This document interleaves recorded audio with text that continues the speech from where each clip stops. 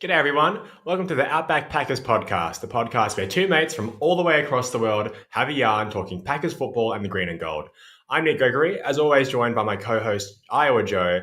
Today joined by a very special guest, Lombardi's bar legend Dan Kotnik.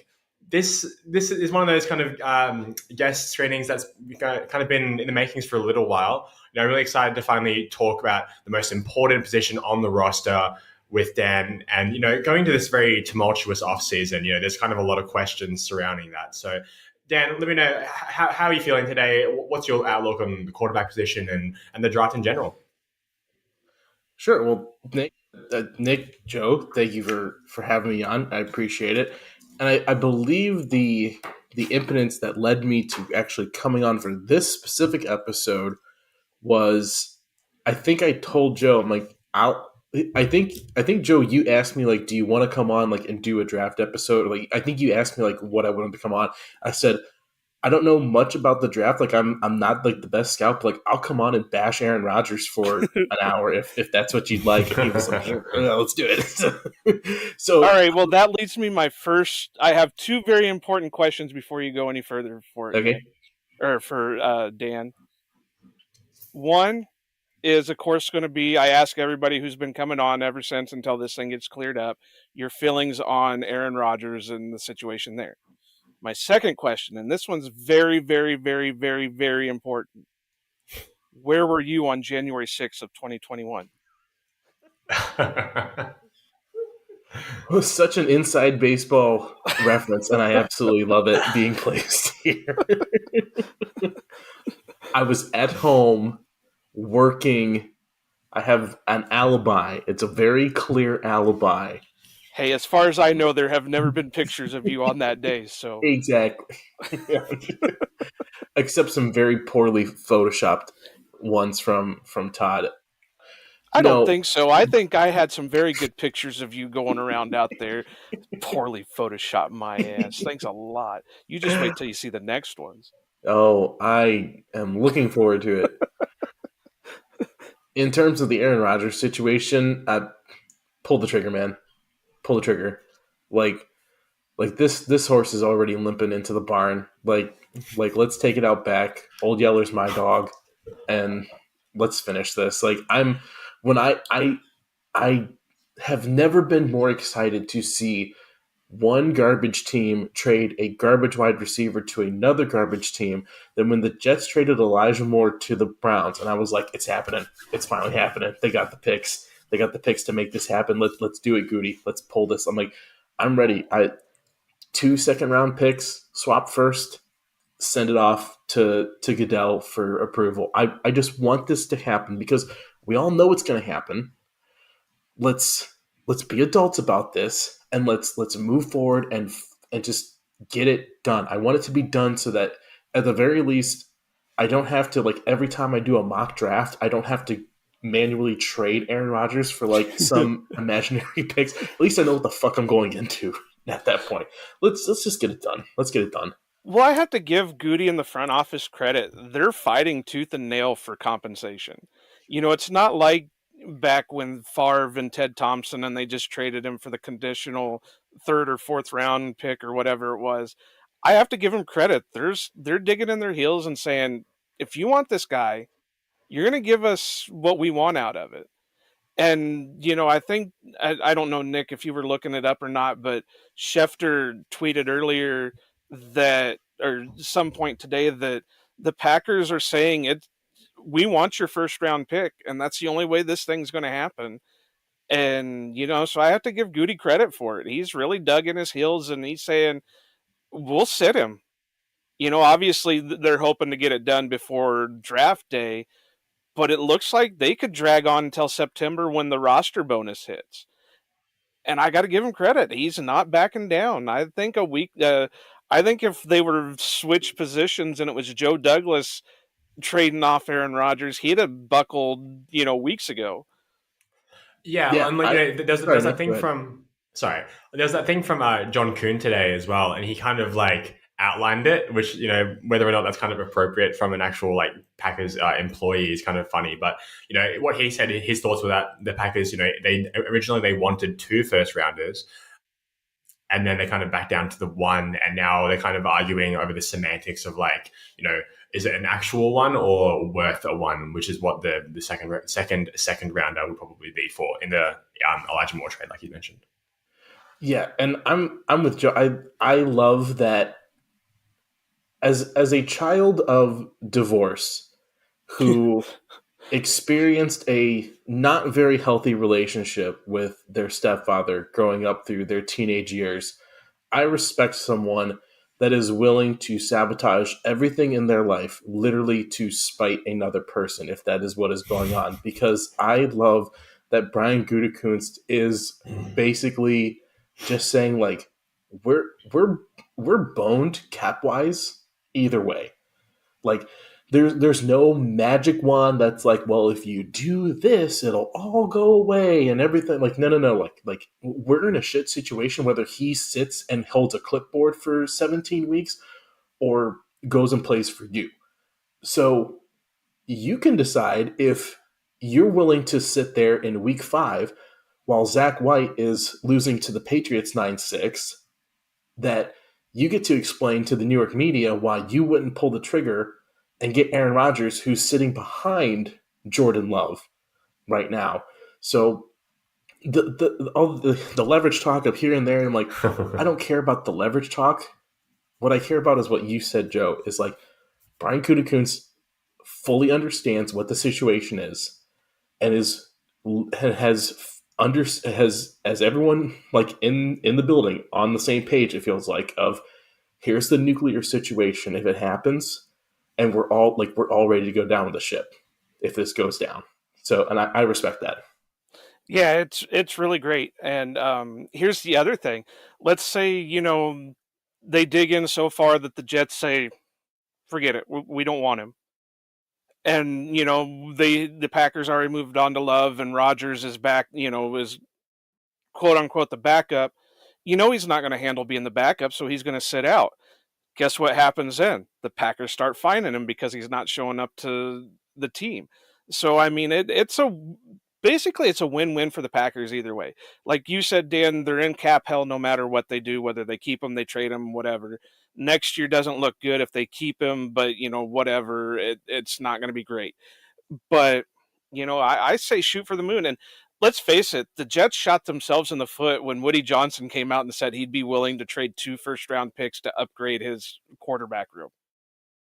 Well, if I'm the Packers, I go in there saying, all right, well, I want 3 first-round picks, and then the 2 first-round picks is just the medium. So it's going to be great. And I think, in a way, I would be very disappointed if they just ended up with the 2 second-round picks.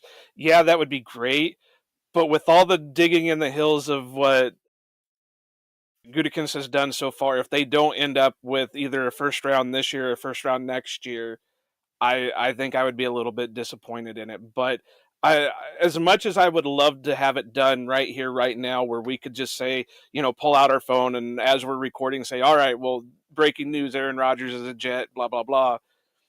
I would be disappointed with the 2 seconds, even 3 seconds. But if we ended up with 3 second-round picks, you know what else? How coincidental that would be, being that the year after Favre was traded, we had 3 second-round picks. We're already looking like a mirror image of the Favre situation. Just to have 3 second-round picks would put it even further.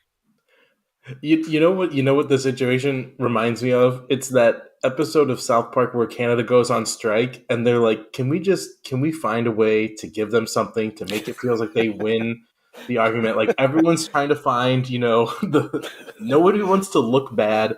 Let's just find, whatever it is. Like we all can look good here. Just figure it out. But yeah, you're exactly right. Selfishly, I want this done immediately.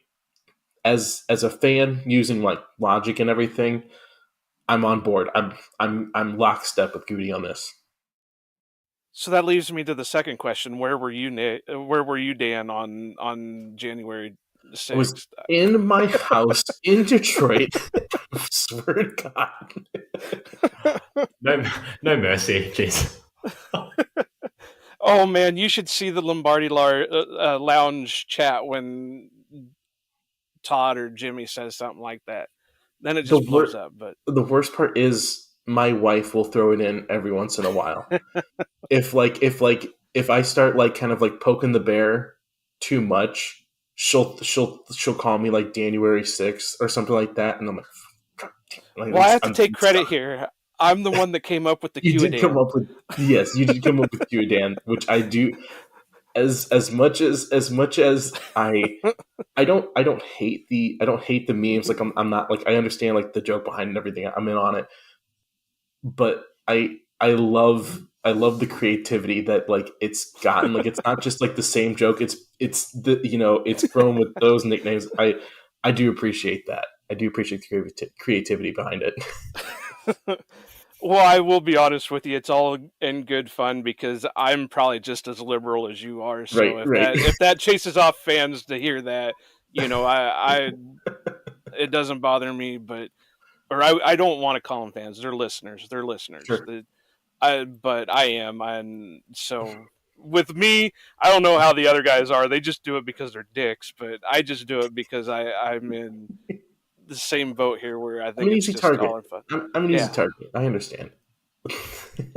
And I really have to question this, even though this isn't a video podcast. I'm used to seeing a certain Dan Kotnik, and now I'm not seeing it. So this could be like a doppelganger, and I don't even know if I'm talking to the true Dan. No, this is I'm wearing as much as we just went all in on that. I am wearing my Aaron Rodgers dry fit jersey, and my wife even questioned it today, and I was like, "Look, this is a really nice jersey. I love this goddamn jersey. I don't want to. I spent so much money on it. I don't want. The thing is, I didn't even spend much money on this one. I got this one when the jersey store went out of business. I'm like, I got this for like $50. And I'm like, fuck, like it's a nice, like it's like the off-color yellow, like I don't think they've ever worn these as actual jerseys. And it's like it's a dry fit, it's like a nice, like really good jersey. And I'm like, fuck, like I literally thought, I'm like, I'm sorry for swearing, this isn't my podcast. I don't care. No. I swear like Nick has to remind me once in a while because I swear like a friggin' sailor. So I'm like, like I appreciate the irony of wearing this for this podcast, so that's why I did it. But also, I'm like, I just really enjoy listening to doing this pod or wearing this jersey. Hold on a second. Wifey showed up. I had the baby monitor. Okay. All right. So now that we've derailed a little bit, maybe we should jump into what we're here for. I can dig it. So yeah, I mean, it's with all the stuff around Aaron Rodgers and whatever, it's kind of easy to forget, I think, the actual state of what the working state of what the quarterback position will look like on the team going into this year. I mean, they don't really have a good backup. I mean, they have Danny Etling, but I mean, that's not really a backup, right? I don't know if you guys saw, but I would have been interested in bringing back Benkert, but he mentioned on his Twitter that apparently some of the people in the front office don't actually like him. So I guess that's kind of off the table. But I mean, I think this is a year where I think Green Bay will want to draft a backup QB. Kind of depending on exactly how they view some of these guys, it will determine whether or not they'll pick up one in the later rounds. But I think one way or another, whether it's through free agency or the draft, I think the Packers will be adding a backup or some kind of light competition for Jordan Love. It's pretty difficult, to go up and trade picks to draft a really talented quarterback, one of the top four. But I think that's what I see the Packers doing. I mean, how do you guys feel about this? Well, kind of to add on there, Nick, Kurt actually got signed with an XFL team today too. That's true. San Antonio Brahmas. So it looks like, and there for a while, Kurt had said he wanted to take time away from football anyway and do some of his off things. So, it looks like he's getting back into the groove. And yeah, I saw that tweet too, and that was kind of interesting. But I will give you my feeling of what I tell everybody. Again, this mirrors the Favre Rodgers situation from many years ago, but I have a feeling that come draft day, the Packers will take somebody in the earliest round, not necessarily the first round. I'm not saying the first round, but maybe the second or third round that's kind of taken a tumble down, kind of like they did with Brian Braum, and have him come in and battle for that backup position. That way they have a capable backup. Well, we didn't know at the time that Brian Braum wasn't going to be a capable backup, but but to kind of have that backup to Jordan in case something happens, and that can still learn the system and maybe get them draft capital later on in down the line. So that's how I feel. I would also think they might bring in some veteran types just to have a competition during training camp and the OTAs and stuff like that. And with the new rules of the practice squad, they can always stash one of those guys on the practice squad. So I really think the Packers will go into this draft with the mind of taking one, whether, I wouldn't be surprised if it's anywhere between round 2 and round 4. I hate to say round 3 because I'm still all aboard of the round 3 curse, and I think we should trade all round 3 picks from here to eternity. But yeah, between round 2, 3, and 4, somebody who's fallen. Now, I couldn't give any names because I'm not really great at saying, oh, well, this guy's going to be a first rounder, but he just tumbled to the third round, So that's my view of it. Yeah, I think I'm sort of in the same boat. Is like, I'm not the best draft guy, but I do what I can when I'm trying to like get into this, and reading other people's opinions and being just kind of up on how I sort of have viewed these players as I've seen them and what I've watched and stuff.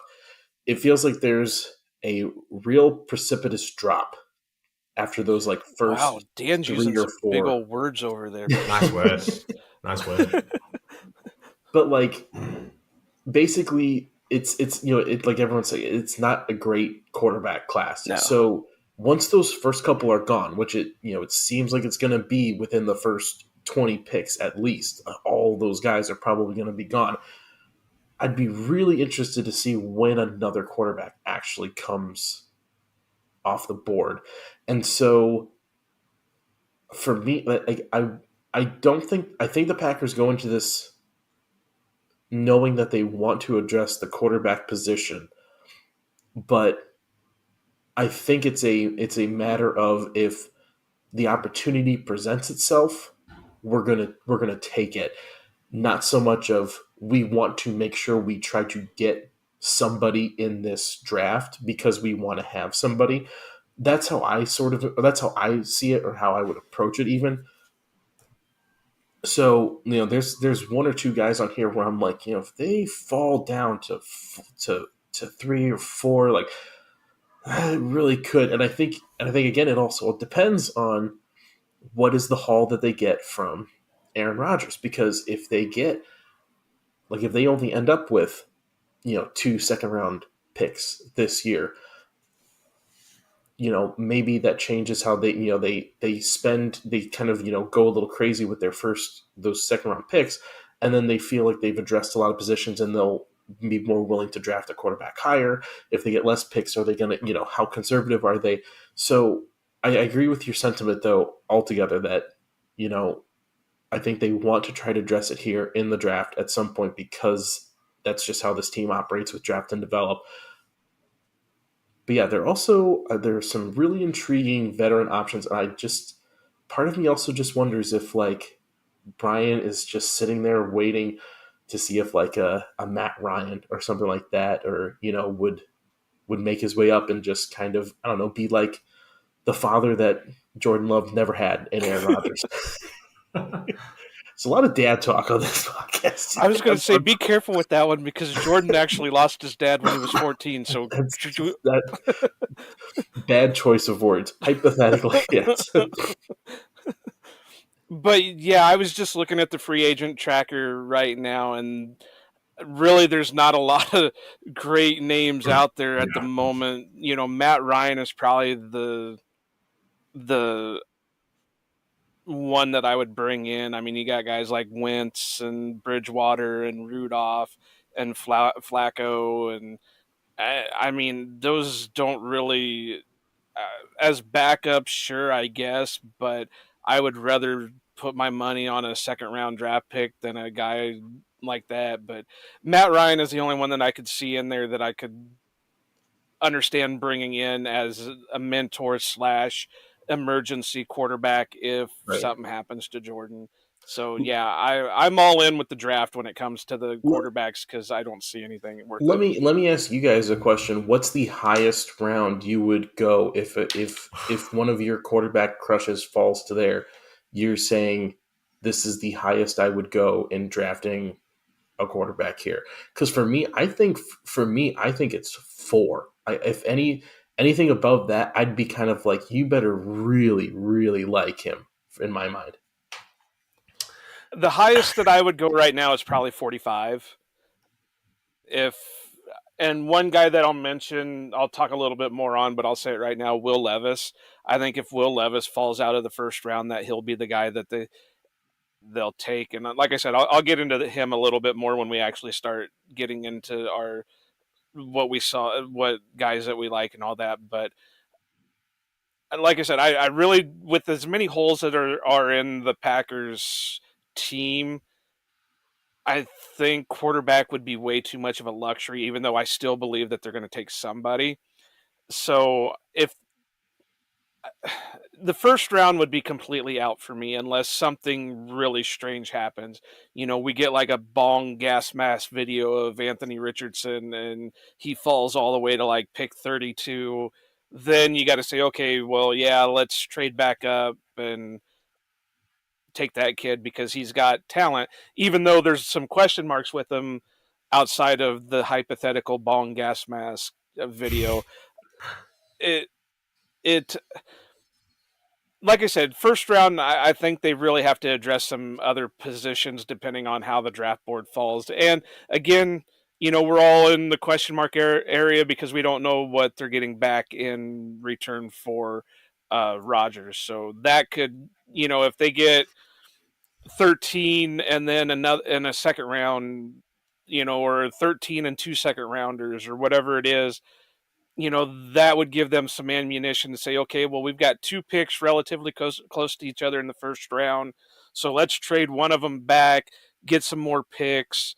And then, okay, we're at, pick 29, and here's Will Levis, or what's another one out of the first round that they're talking about? Let's just go with the hypothetical. Anthony Richardson, let's just say he's there at 29. Then I can say, okay, well, we've got enough draft capital later on to pick what we need. So it's a luxury. Take him. Because then, like I said, you have him sit back. He's only going to spot start if something happens with Jordan. And then 2-3 years down the line, you trade him off and you get what you can out of him. So my top right now, depending on what we get for Rodgers, is probably 45. Yeah, like, I'm probably in the same boat for most of them. I think that the Packers will probably be all over like Will Levis. I think he's the kind of guy that the Packers like love.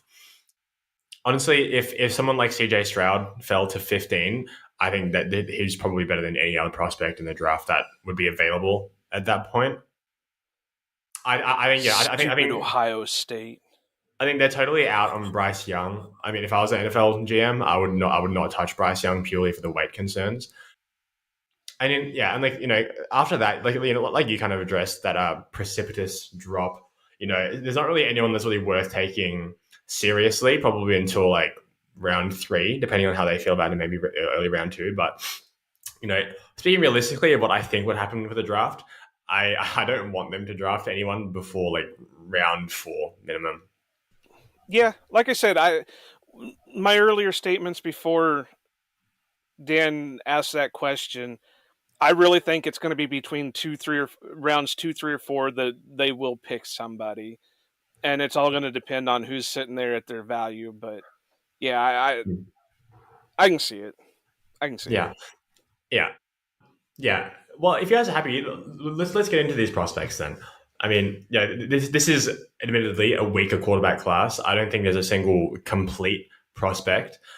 Stroud is my personal favorite, but in years past, we've had such star-studded QB classes, and there's not really one guy who's like the definitive best. There's a bit of different flavors here and there, but it's kind of an odd one. And I think, yeah, after you kind of get past really those big two, in my opinion, it's a bit of a lottery ticket, really. I mean, who is your guys' number one favorite prospect from a ability standpoint in this draft?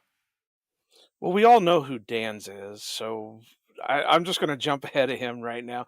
And honestly, the guy that I like is probably not even a first round, maybe not even a second round, and that's Clayton Tune out of Houston, because I thought he meets their athletic, standards, because his RAS is at a 9.73, so he's there at their athletic type. He's not the tallest, but he's also not the shortest. I mean, I think he was like 6'1.5". So I mean, he's still a viable option. He's got speed to him. He's kind of a mix of a scramble throw quarterback. I thought his short and medium accuracy looked pretty good. He can let the ball sail on him a little bit, and he needs to work on his touch deep. He was kind of misplacing, like I said, he was overshooting some targets, so he needs to work on that little bit of touch.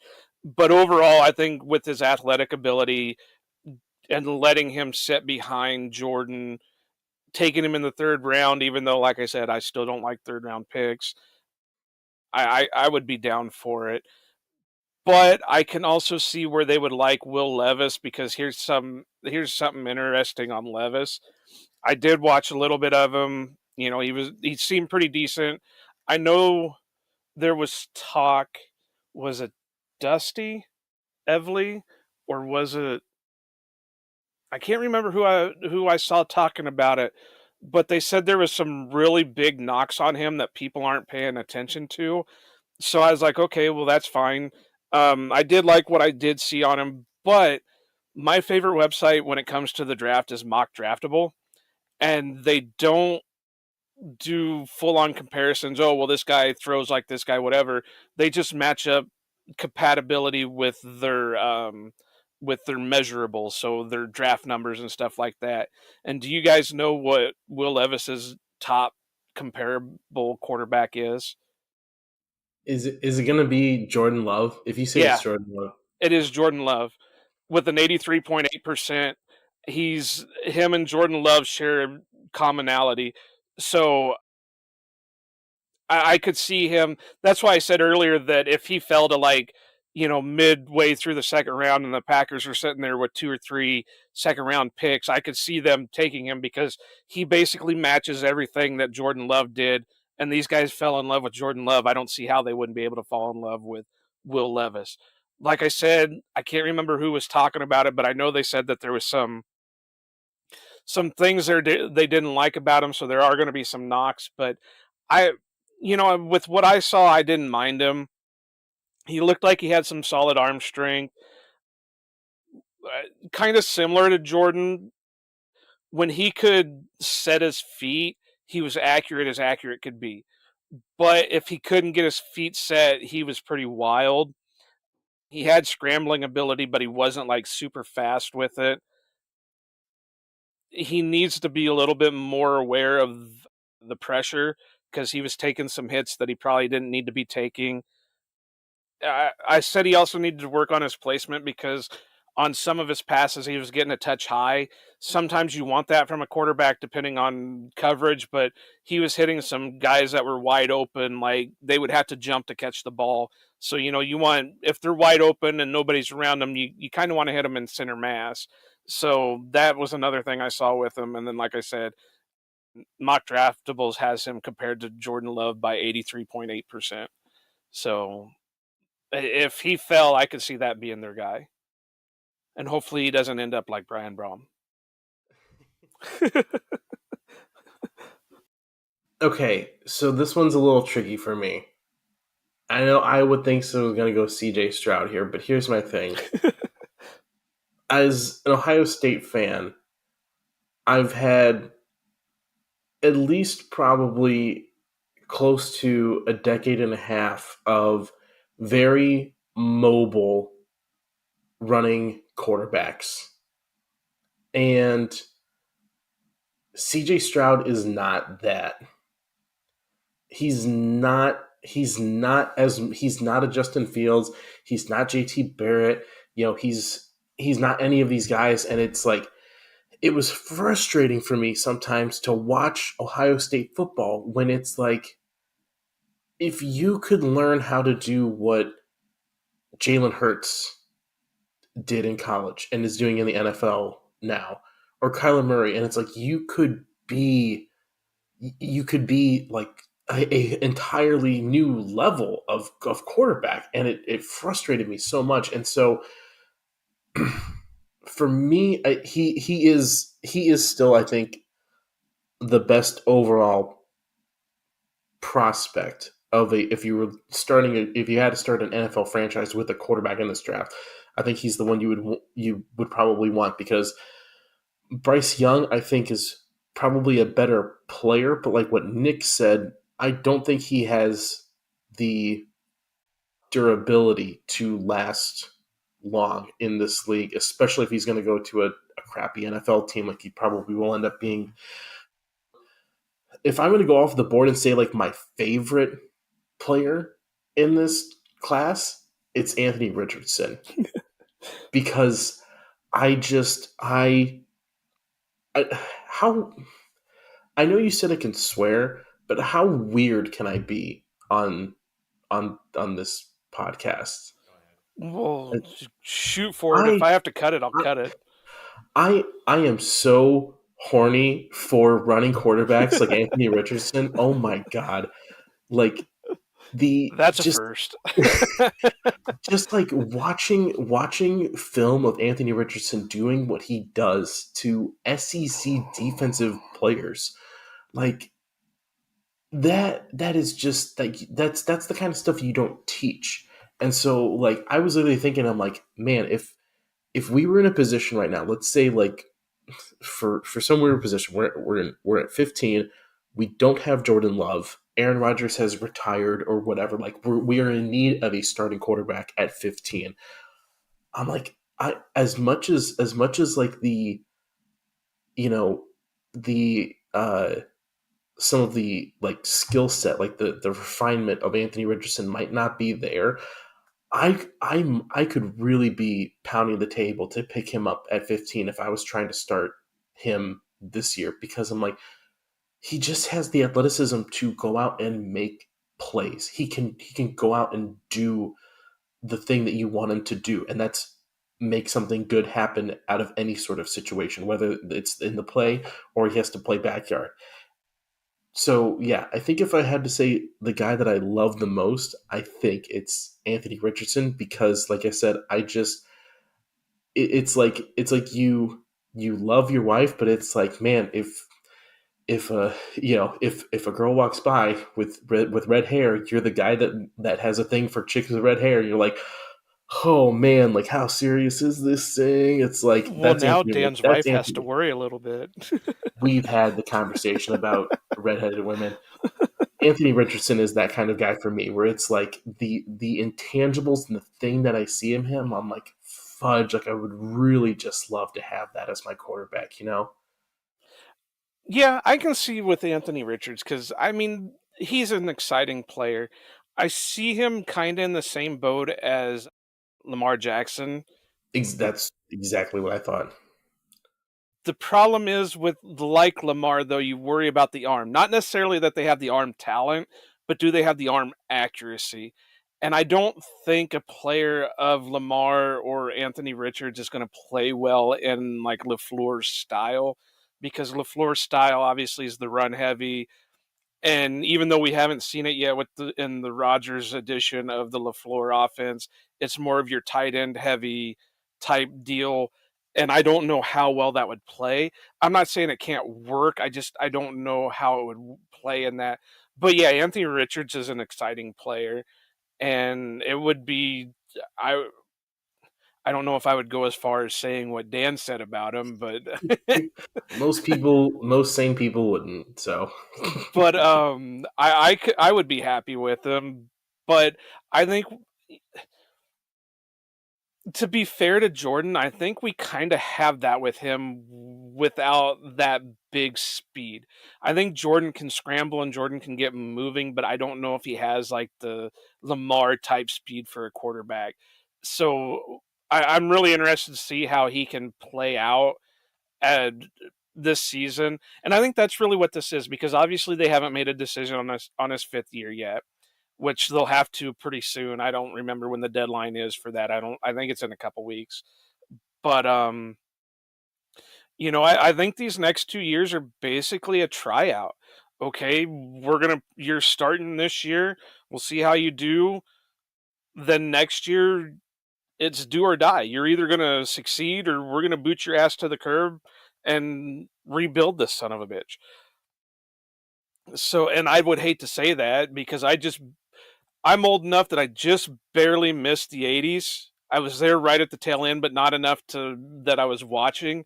So my earliest is I do remember the Magic Man just a hair, and then the rest of it's been Favre. And there's only been a few times where there have been losing seasons, or they missed out on the playoffs. So I would hate to see a complete rebuild, but I think that's what they're looking to.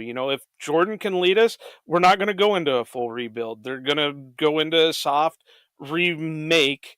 We'll call it a remake more than a rebuild, and just start plugging and playing guys to fit the roster that also fit under their cap restraints. And if he doesn't, then we go hard rebuild. And hopefully by that time we were picking like number one overall. And what is it next year? It's Caleb Williams out of USC, and I can't even think who would be the top one the next year. I know Arch Manning will be coming out in the next 2 or 3 seasons, so maybe we can shoot for that. Wouldn't that Yeah. be great, having a Manning in green and gold? Oh God. No, no. Yeah, I'm not sure how I feel about that. I can't make any joke about it. Just no. The thing about Anthony Richardson as well that I think is important to remember is that he's not just a good athlete or even a great athlete.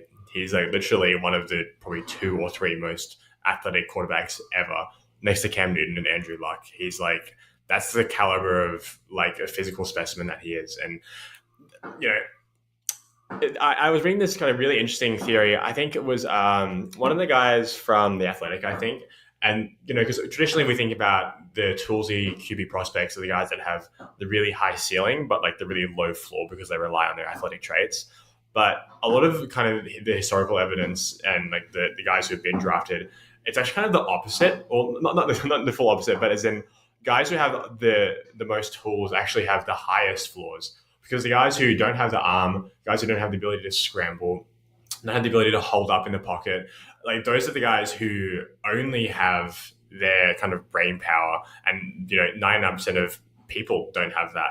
So I think that's the kind of thing that really draws me to Anthony Richardson, is because a lot of his problems, obviously he has work to do in the mental like aspect of understanding and processing the defense, and the Florida offense is not the traditional West Coast style that we run in Green Bay, but what he has to work with is just so exciting.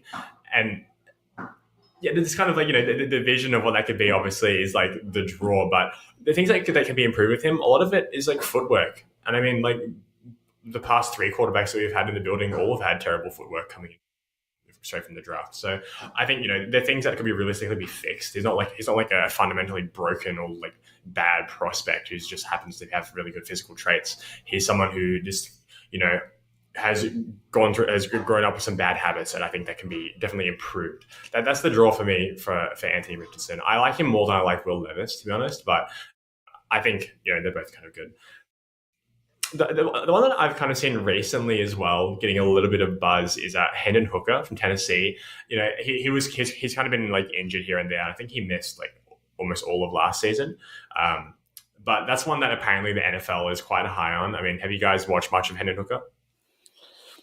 I watched a little bit on him, but I think he'll be out for part of the season this year because I think he got hurt towards the end of the college year. So yeah, anything he does, yeah.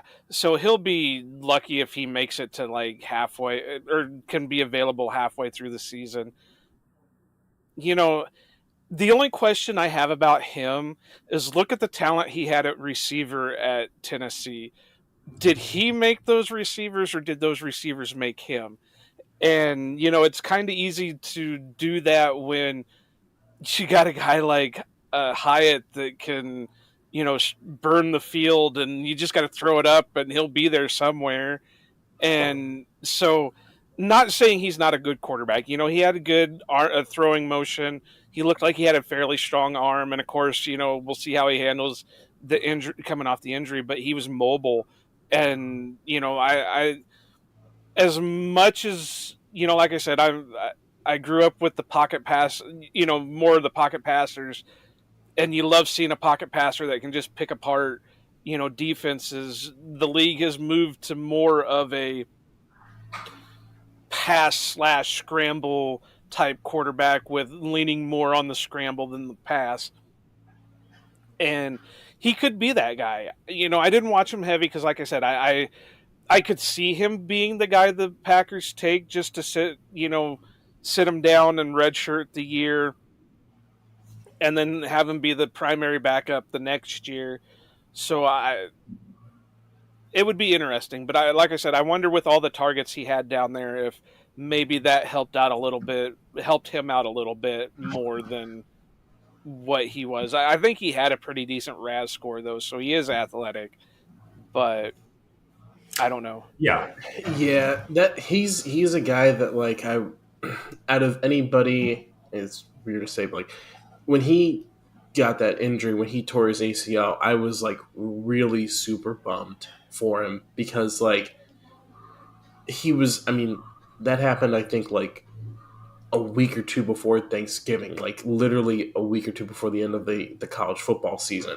And it's like they weren't gonna Tennessee wasn't gonna go on and compete for anything past a bowl game, so he probably had 2 games left to play before he would have just sat out and prepared for the draft, most likely.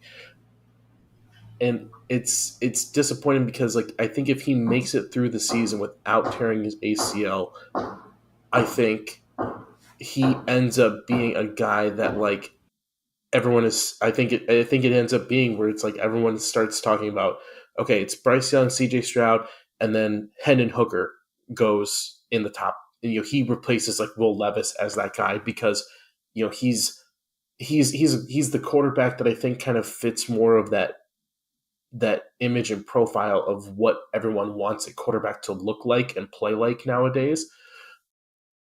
And so I think if he doesn't do that, like that, he's sitting there in the top half of the draft. You're right. Like he is such a question because if he can come back and recover from his ACL, he has he is just like impeccable form. He might not have like as much athleticism as a guy like Anthony Richardson or even Will Levis maybe, but he has the technique. He's a solid enough player that he can kind of figure everything else out as it comes. And so he's a guy that like I if I was a GM, I probably wouldn't touch just because I don't want to F around with ACL injuries like that. Like this isn't a Jameson Williams thing where you can sit him for half of the year and he just pops in and can do whatever. Like quarterback is a completely different situation than that. So I'm rooting for him, and hopefully he comes and he finds a place that is a situation where he can do everything right because I think he is a good enough player that, like I said, if he wasn't injured, he would be being talked about in the top round. And actually, that in a way that might end up being a little better for him because now he might go to a team that's drafting later on in the draft and goes and plays in a better situation. Like maybe he ends up going to like Baltimore or something and he gets to sit and really fully heal. And when he gets to come out and play, he's playing on a better team. He's not going to Carolina. He's not going to Houston where he's going to get, tossed around like a rag doll every week because the team sucks. So it might end up being a blessing in disguise for Anthony, Hendon. But I do love him. I like him a lot. Well, here we go. Another coincidence. if the Packers take him in the second round, he's an injured quarterback, and that's what they did with Brian Brom. Brian Brom was an injured quarterback. I'm just saying. Even the name is also like, alliterated. I mean, the connections are all there. Alliteration. Hey, it's going to happen. Guys, maybe we're on like maybe the third or fourth NFL is level scripted. Here. It's in the script. Maybe the NFL. I have it here. I've been reading. You know what's going to happen. We're going to be watching the draft, and it's going to fall just like that, where the Packers end up with like 3 second-round picks. One of them's going to end up being like what was it? It was one's going to be a wide receiver, one's going to be the quarterback, and the other's going to be the cornerback. And it's people who are old enough are just going to be sitting there mind-boggled because it's happening all over again. And I can guarantee that will happen, because that means I will have to fight half of my family on draft night. And so because that situation will happen, that means this is going to happen, because I know I will have to fight somebody in my family because we took a quarterback. I'd have to be like, it makes sense. Just trust me. Shut up and trust me. Well, here's another coincidence. Brom came from Louisville, and you've got Hendon Hooker from Tennessee. They're state neighbors. Okay, that one's a little bit more of a reach. That's a stretch. They both live in thought you were America. about to go like, And the colors both come from the Red family. The Louisville has red, and very Tennessee Red is. family. Yes. Oh. What a coincidence. It's going to happen, guys. We'll put it right here. It's going to happen. Actually, confirmed. I think it's also really important to, we kind of talked about this pre-show a little bit, but I think it's very important to kind of think about like the measurables for like a lot of these guys really limit who the Packers are going to be picking. The Packers have a type. I mean, it's like I don't think they're as strict as someone like a team like the Colts, who I think strictly, or even like the Broncos as well. They have really strict requirements for their quarterbacks. But I think Green Bay wants a guy that's like at least probably 210, probably 6'1", 6'2", ideally, and big arm. The big arm is the thing that every quarterback that's been drafted by the Packers and has had a meaningful place on this team has had a big arm, and that kind of limits a lot of these kind of prospects in the middle to later rounds. I found that like a lot of them, even after a few clips, I was like, yeah, this is not happening. They're not taking, or they're not spending a draft pick on a guy who doesn't have at least an above average arm. I think this range of like middle to late round thing kind of doesn't really exist with the quarterbacks in this class. Are there any quarterbacks that you guys thought of in the later rounds that the Packers might be looking at? This, I think Dan said this right off the top, and you kind of said the same thing, Nick, that this quarterback class is just absolute horseshit. I'll say it, horseshit. Because it just seems Is that like... because you can't say precipitous? Shut up, Dan. But if you look at them, a lot of them are shorter quarterbacks.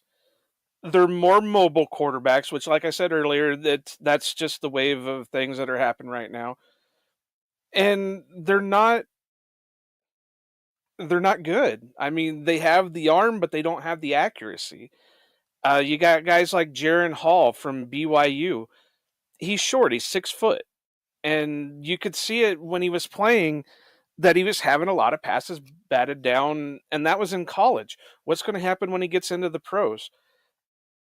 Dorian Thompson-Robinson out of UCLA. Again, another small quarterback, but he's more of a scrambler. He can get out, and he has speed to him.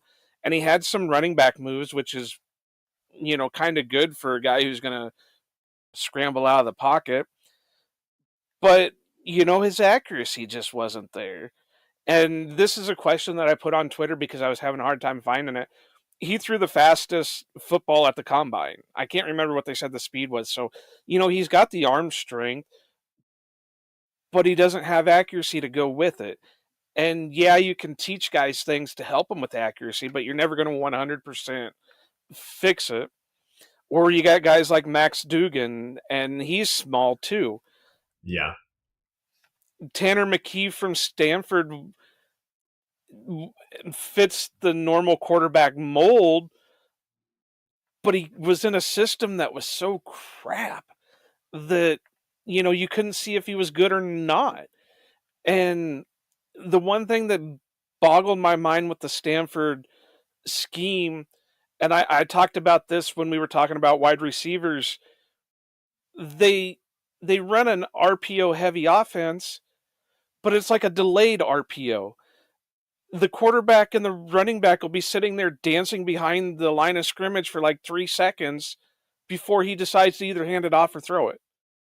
And you can't have that kind of delay. I mean, think back to Packers training camps under McCarthy. They had a clock set up that you needed the ball out in 2 seconds. You don't have that time to be able to run an RPO like that. But I mean, McKee from Stanford's pretty good. He's got a decent sense of pressure. I thought he needed to read his progressions a little bit better, but he got the ball out quick, other than the RPOs. He's pretty accurate, but needs work on touch because he can overshoot some targets. But I think if I was going to take him, it would probably be mid rounds, because with this being a crap class, they're going to overdraft on some of these guys, and I think he's going to be one of them that gets overdrafted. Yeah, Tanner McKee will be in, let's see, when was that? 2020. In 2026, we'll be taking a team to the Super Bowl, because that's what Jalen Hurts did this year. And in 2021, I was all on board with, guys, you don't understand. Every mock draft I keep doing, Jalen Hurts is right there in the third round, and we could take him, and there's your succession plan, and it's all gonna work out beautiful, baby. I'm like, it's all just everything's gonna fit neatly into place, and that is the same way I feel about Tanner McKee. I'm like, guys, no. Fourth round, Tanner McKee comes right in there, and I'm like, and if Jordan Love doesn't work out, there's Tanner McKee. If Jordan Love does work out, you ship Tanner McKee off. Like he feels like you said, Joe, he kind of feels like the quarterback that was, like, if they were designing a quarterback to fit this offense, he kind of feels like that guy. A tall, built, but can still, move around and make a little action happen with his legs. He makes he can make every single throw if he needs to. You're right. The big thing is Stanford was awful. And so it's like, was he part of that, or is he actually good? And that's kind of like, I love that diamond in the rough kind of feel.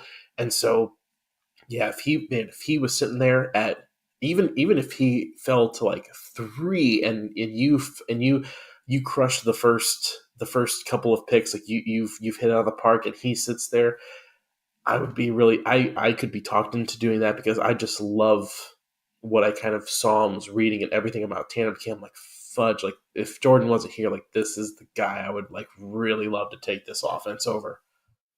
Yeah, and I mean, the guys around him at Stanford could be, but he did have some solid targets. He had a couple tight end. I can't think of the tight ends' names because I don't think they're coming out for this year's draft. But he also had Elijah.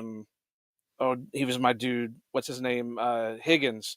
Higgins as a wide receiver, and that guy I thought was great.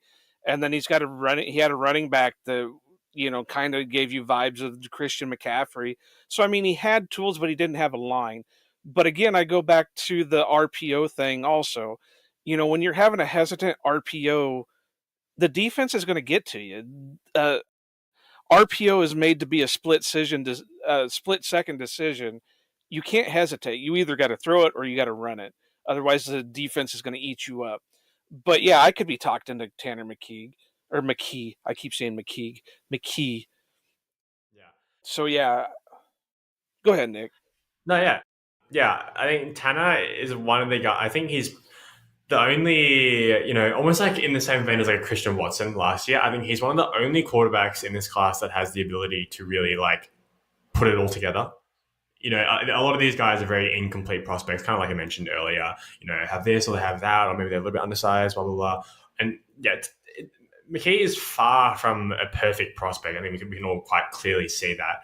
And I think it's interesting you see. I always reference other websites to see kind of where my own opinion should be sitting at. And PFF has him as like a first round talent, which I wouldn't go that far, but some other places have him as like a fifth or sixth round kind of evaluation. But I think this really speaks to kind of like it's the eye of the beholder thing. I think the Packers will love him.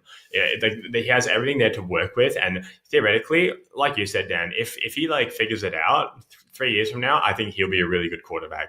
There's just so much there to work with. I mean, he has a fantastic arm, and he's shown the ability to do everything that you want him to.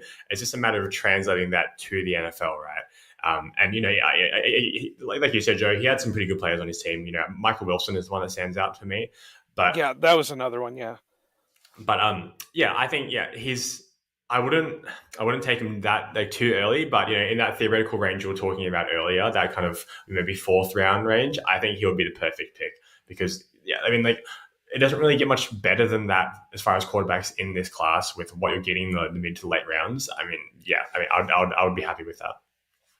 well, I'll go out on a limb and say, had he played for like Georgia or Alabama, I think he'd be number one overall. I think he'd be the definitive first round pick because he seemed like he had the ability to do stuff. He just didn't either, A, have the coaching and B, have basically an offensive line because the poor kid was getting killed back there.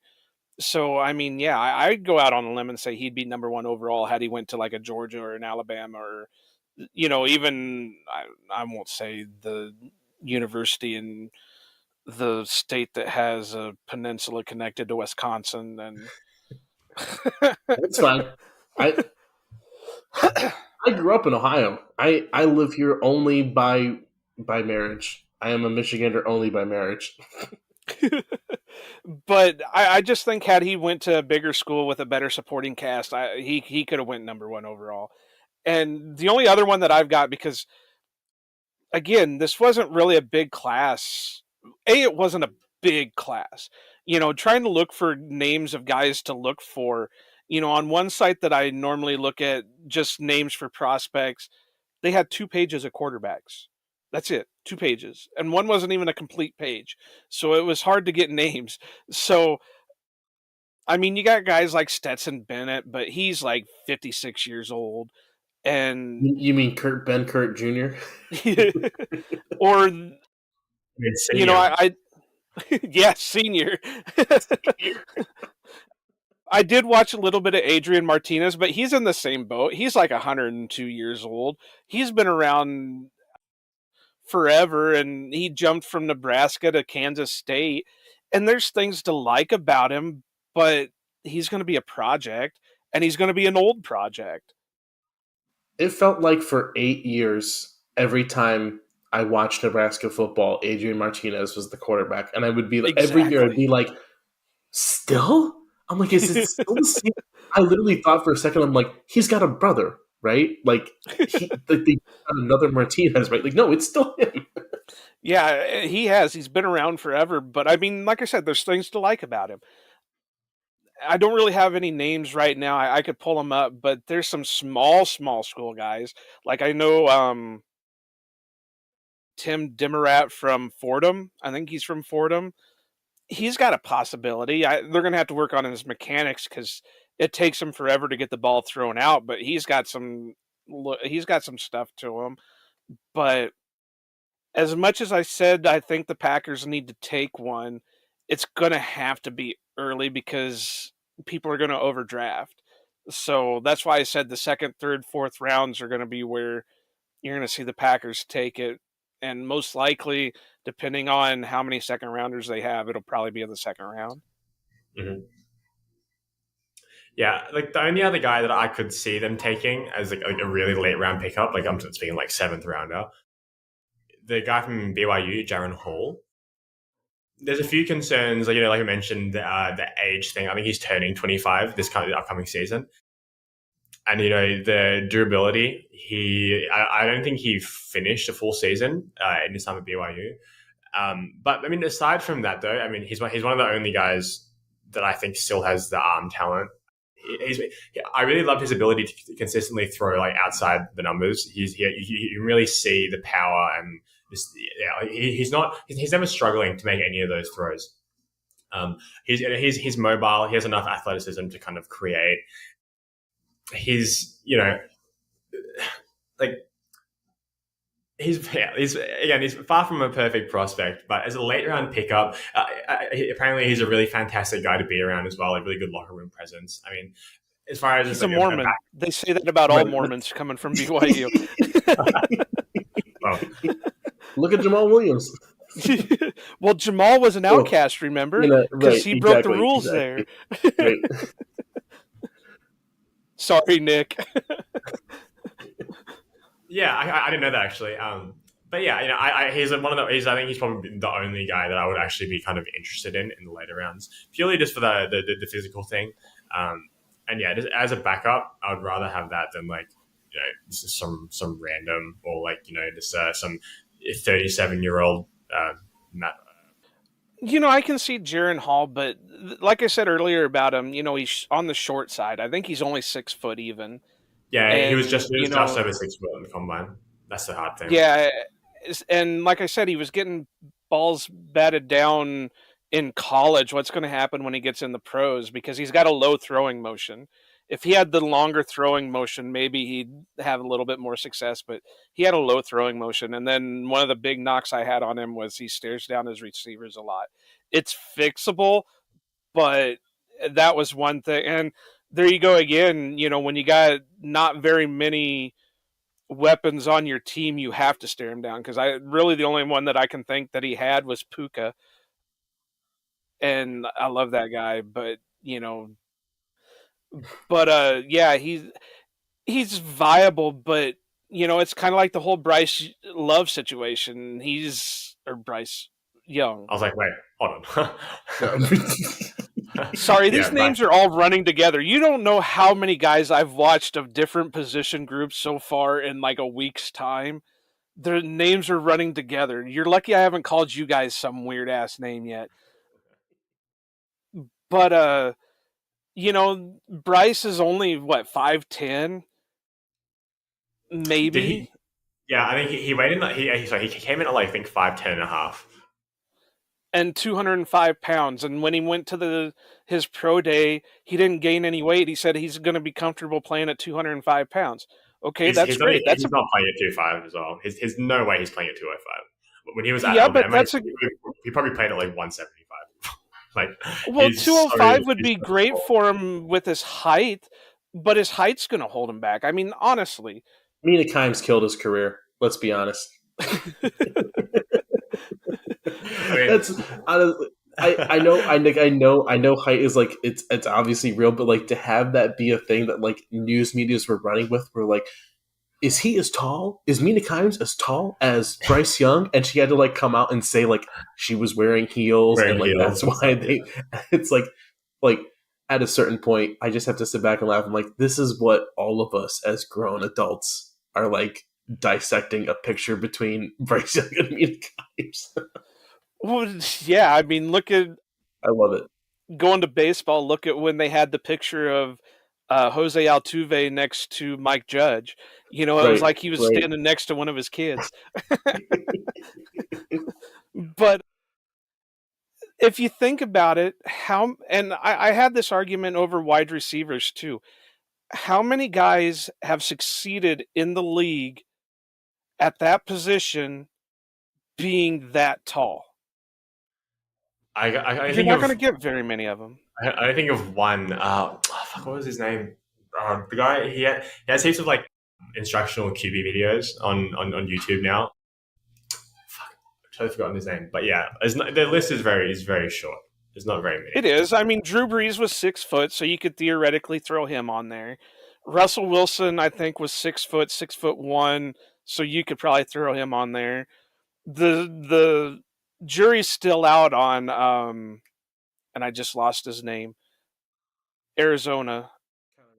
Yeah, Kyler Murray. Kyler is good. No, I think the jury's still out because just look at him. We'll see what happens with him. He would have won the MVP in 2021 if he stayed healthy. I think that's pretty safe. Yeah, but what did he do last year? Yeah, but that team's a dumpster fire. Arizona fucking sucks. Everything about that team was so bad. I think the Kyler thing is a little bit more up here than it is the height. for him. Most likely. At least that's what I kind of get the vibe of. It's not physical; it's a little bit more mental. Yeah, but think about it. He's been hand-fed his own Sure. bullshit for years. So, Oh yeah. but anyway, back to the point. You don't see many of these guys coming out 5'10" and having a ton of success in the NFL. I hope the best for him. I hope he breaks that chain. Just like, unfortunately, I have to say it, I hope CJ Stroud breaks the chain of the Ohio State quarterbacks, because you want to see one of them succeed at some point. But it just, you know, history's against them. Well, you put it Doug Flutie, but Doug Flutie really didn't have a ton of success. He just had a Yeah, that long makes sense. Yeah. career. But that's who I was thinking of. That's the only one I could think of who's that short. He was 5'10" as well. But yeah, Yeah, other than that, it's like he just had a long career. He had some stints along the way, but not They're really. the exception that proves the rule. of course, no, Like absolutely. when guys like that kind of succeed, I think like kind of like what Joe was saying is like it's because it happens so infrequently.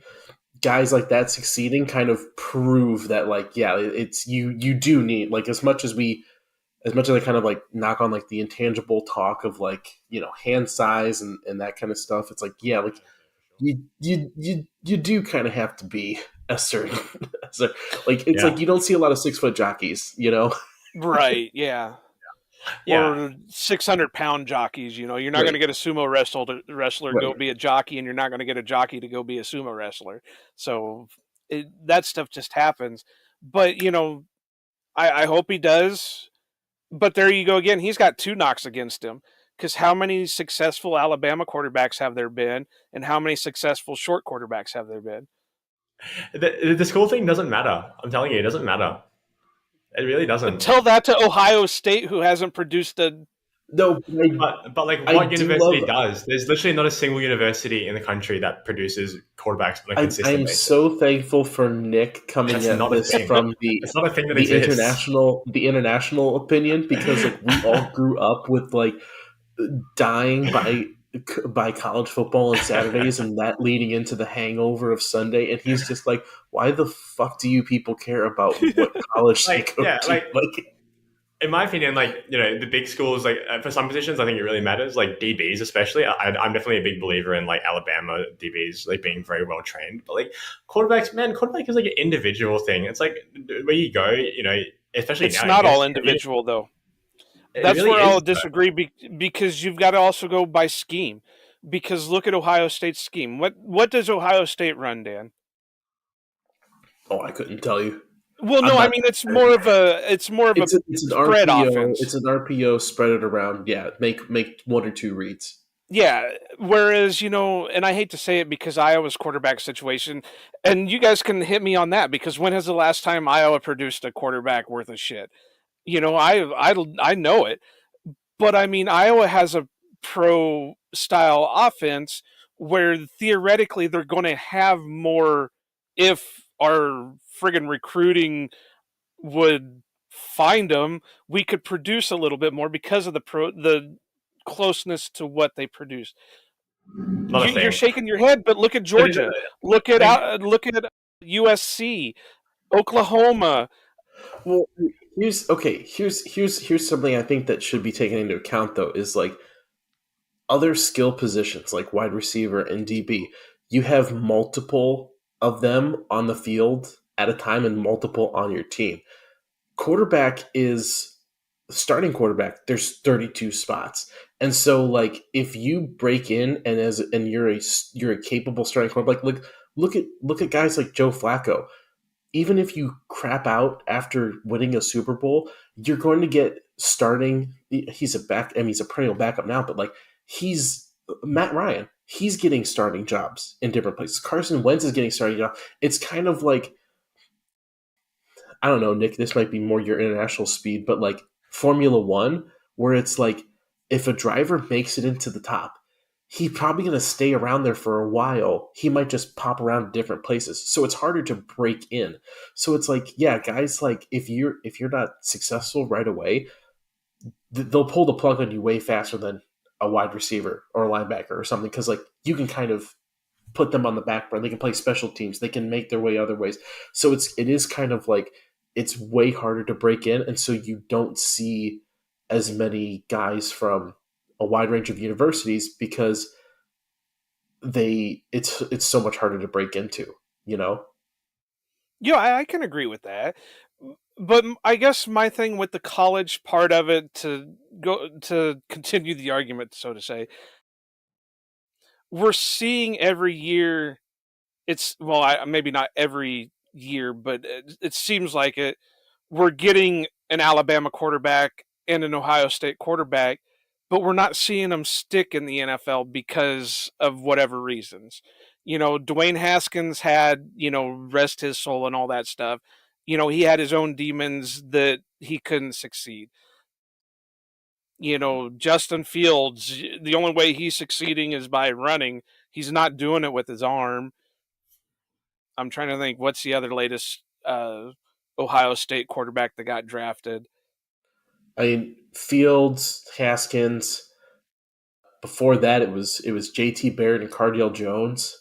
Yeah, and they were not much. I mean, they weren't even really first round guys. Yeah, right. Yeah, I mean, I can always and I just lost his name too. I go all the way back to Troy Smith. Troy Smith, yeah. Yeah, he was supposed to be a top-notch quarterback and flamed out. So, I mean, in a way, you kind of have to look at the school to see if they're pumping them out every year, but they're not having success from that position every year. Is it the team they're going to? Is it the player themselves? Is it the system that's developing them? Sure. No, that's totally fair. So, like I said, well, there you go. If I just said with the Stanford kid, McKee, if he would be in Georgia or Alabama, he'd be a surefire first rounder. So that just shows that some of these systems would be better for some of these quarterbacks. Right. I mean, yeah, for me, I feel like the team that you go to matters a million times more than the team that you've come from. I think prime example number one, Justin Herbert. I thought he was going to be shit coming out of college because he ran like more RPOs than anyone has ever ran in the history of college. And he comes to the Chargers and, tears it up in the league.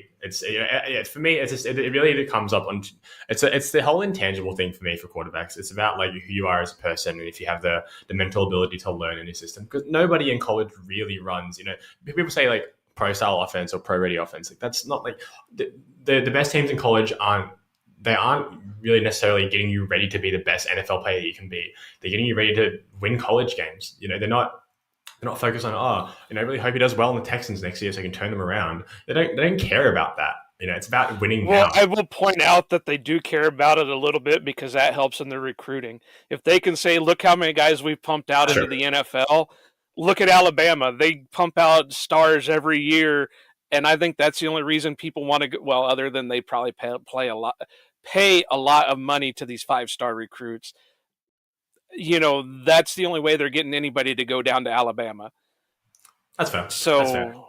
Yeah, I think even like the only team that I can really think of that was like really close. I don't know college football as well as you guys, so I might be talking totally out my ass. But the main team that I can think of that was really successful and ran like a true pro style offense was like 2019 LSU, and that was because they had like one of, if not the best college rosters of all time.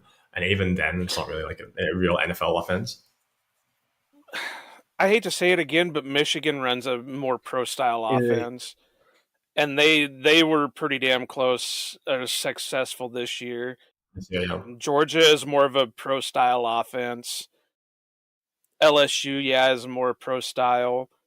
So, I mean, there are ones out there that are running pro-style offenses that are producing guys, but it's all subjective. Every year the draft is as a crapshoot, and you can only go by what the numbers show you, and that's why I love the draft, is because it's like Christmas. You unwrap the package, you're either going to love it or you're going to hate it, and you got to decide how you feel, what emotion you're going to show when you get it.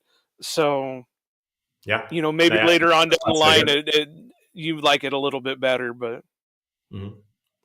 Yeah, and that's the beautiful thing about the draft. That's why it's so fun, right? Is because literally no one knows what's going to happen. Even if you're the best GM in the league or whatever that means, you're always going to miss. And it's just so interesting to see like what goes into making the right decision. I mean, I love Good, to be honest. I'm a really big fan of the way that he runs things, but he's You missed on his mean fair the share of prospects. big idiot, according to how does Jacob say it? The frat boy punter. Well, I was told that Good is a bottom three GM in the NFL. Yeah, Mm-hmm. yeah. Shut And up. I don't know. Is certainly, there anybody else you guys want to talk about? I'm all done, I think. yeah. Did we hit on everything? Okay, so we'll go to my final question. I don't know if Nick has any more for you. I've been asking this of everybody that we've had on. You can give an explanation. You cannot give an explanation. You can just give me a name. Come draft time, the end of the draft, who is it that you're hoping is wearing the green and gold out of this position group? Oh man, that's tough for me because I have in the past I've gotten to do way more like mock drafting and stuff like that, and with just with kid stuff recently and everything else, like I've found Oh, myself sure. like Blame the poor I, kid. yeah, he doesn't know what's going on. He's not gonna listen to this. No, but like I haven't been able to like dive into it as much. But like for me, here's okay. I'll go cheapy with it a little bit. Jackson Smith and Jigba No. as I'm number talking out of two. this Yeah. position group. Oh, Out of this position quarterbacks. group. Oh Yeah, shit. yeah. Oh, okay. I'm sorry. I'm like, I do whoa. agree, Like though. you I told do me agree, though. quarterback. I was not ready for the full thing. Man, I think if it's in terms of being happy about the position, like in the future, Tanner McKee would be my guy, my choice. Like if that happened, I was like, okay, like this is a front office that is like preparing for the real possibility that Jordan Love might not be the guy, and they think that this is the prospect. Again, my cocaine bear idea of like the dream that I would love is to get Richardson. Like if that happened, I would be like, let's start running two quarterback offenses. Who's going to get the ball? You don't know what's going on. Like who's the team out in the XFL right now that's like literally playing with two quarterbacks? I think it's DC. Is it DC? I'm like, let's start doing that. Like that would be my thing. So realistically, if Tanner McKee was the guy and he ends up being a Packer, I'm like, man, that's a really solid, smart pick for the future. So I think I'll have to go with him, We which know really if the speaks to Packers what this somehow draft end is. up with Anthony Richardson, Dan's going to be streaking down his neighborhood. We're going to see the news headline: local man Local caught man. streaking. Nick, what about you? Out of this position group, Park, I can't be doing that. Nick, out of this position group, who would you hope is in a green and gold by the end of the draft? I mean, it's hard because most of them suck. Yeah, Well, look, even go UDFA. If you think it's not going to be in the draft, it could be UDFA. no, I mean, look, yeah. As far as look, you can never have too many like good quarterbacks. I think we kind of seen that heaps in the past, 6 years in the league. Yeah, I'm on with you, Dan. Because worst case, if we do develop Tan into a good quarterback, you can always trade him. A quarterback is a valuable commodity, even if they might be shit. I mean, Sam Darnold might end up starting for the 49ers this year. Like, how is that a real possibility that we've gone through? I mean, it's just it's one of those positions where people are always going to be desperate. People always want a quarterback. It never hurts to have more competition. I think that's kind of a lot of the reason why Aaron got comfortable. I mean, he even admitted that the reason that he was so driven to win those two MVPs is because he was pissed off that they drafted Jordan Love. Like, I mean, there's no reason why you should hold back if you don't have anyone at backup. So Tanner McKee is kind of my guy here. I would tend to agree, but just to be a little bit different, I would go with my guy Clayton Tune out of Houston because I really liked what I saw out of him, and he does have the athletic ability that he Mhm. could be somebody that could, they could groom into either to be a starter if they need it, or ship out for draft picks later on. So yeah, that'd be probably my guy. Yeah. Yeah. Well, Dan, is there anything that you want to kind of plug before we finish up here? I guess, yeah, just all the stuff that we're doing over at Game On Wisconsin and Lombardi's Bar. We'll be kicking that off here relatively soon as we get like closer to the draft and get into the preseason and everything. And then I've also just started writing over at Wisconsin Sports Heroics as well. And I know it's in your outro here, but like if you just follow me on Twitter at DK all the way, like I plug all of my stuff over there. So if you want to follow any of what I do there, that is the best place to find me. Awesome. Sweet. Well, as always, guys, you can find us, myself at NicholasGRGR on Twitter. You can find Joe at Iowa_Joe86, the podcast at Outback_Packers. Until next time, we'll see you later.